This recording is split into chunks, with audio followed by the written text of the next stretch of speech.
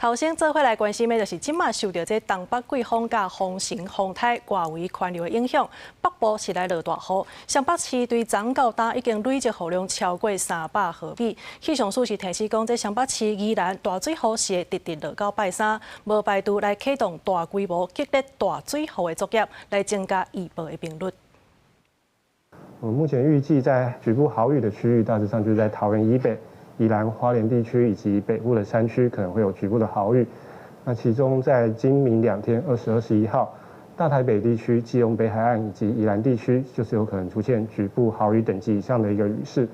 可能在22号，宜兰的一个比较剧烈一个降雨还会持续哦，也还是有可能出现豪雨等级以上的降雨哦。我们预估，如果降雨比较明显的一个情况还持续的话，今天可能是有机会发布较大规模或豪雨的一个加强作业，也提醒大家要持续留意最新的天气资讯。气象署是表示讲，即礼拜呢，这北部雨水拢真高，北部宜兰这大水雨是会落到拜三。若拜三拜四呢，受到东北季风甲低压带的影响，新竹以北、宜兰、花莲这大雨也是会继续落。另外呢，嘛因为这落雨的关系，所以中部以北、东部这天气是有较转凉，其他所在早暗也加较凉。另外爱提醒乡亲，这2天这中部以北、东部、恒春半岛也有离岛呢，这风影是真大，建议乡亲唔通挖近海行啊。